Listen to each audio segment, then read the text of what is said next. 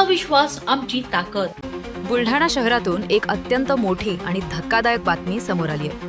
बुलढाण्यातील मुख्य post office बॉम्बने उडवून देण्याची धमकी मिळाल्याने संपूर्ण जिल्ह्यात एकच खळबळ उडाली आहे. एका निनावी ईमेलद्वारे ही धमकी देण्यात आली होती, ज्यानंतर पोलीस आणि प्रशासनाची मोठी धावपळ उडाली.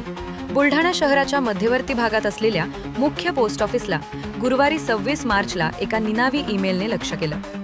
या ईमेलमध्ये पोस्ट ऑफिस बॉम्बने उडवून देण्याचा इशारा देण्यात आला होता. धमकी मिळताच पोस्ट कर्मचाऱ्यांमध्ये भीतीचे वातावरण पसरलं आणि एकच धावपळ उडाली. घटनेची माहिती मिळताच पोलिसांनी घटनास्थळी धाव घेतली. परिस्थितीचं गांभीर्य ओळखून तातडीने BDDS म्हणजेच बॉम्ब शोधक व नाशक पथकाला पाचारण करण्यात आलं.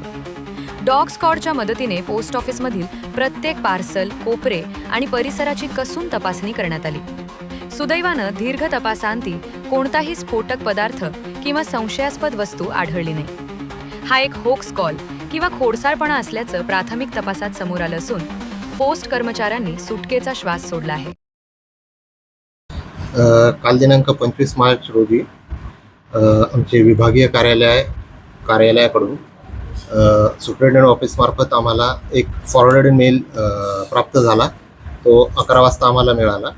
त्या मेलचं शीर्षक होतं की तुमच्या राज्यातील सर्व पासपोर्ट आणि टपाल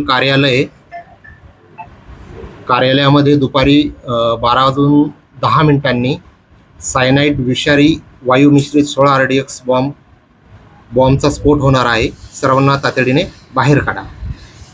हा मेल प्राप्त झाल्यानंतर आम्ही लगेच ग्रामीण पोलीस स्टेशन येथे संपर्क केला.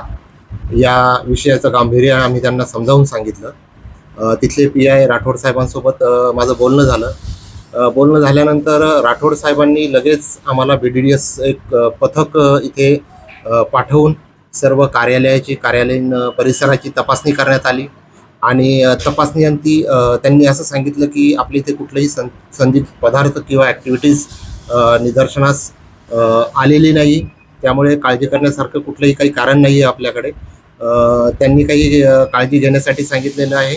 तसेच आमचे वरिष्ठ कार्यालय जे आहे त्यांच्याकडून सुद्धा काही निर्देश आम्हाला जे प्राप्त झालेत त्यानुसार आम्ही सध्या संपूर्ण ती काळजी घेत आहे. त्यामुळे ग्राहकांना मी हे सांगेल की कुठलीही काळजी करायची गरज नाही आहे. कालचा जो आमचा दैनंदिन जो रुटीन होता तो सर्वसामान्य जसं इतर दिवशी काम झालं त्याचप्रमाणे कालसुद्धा काम झालं.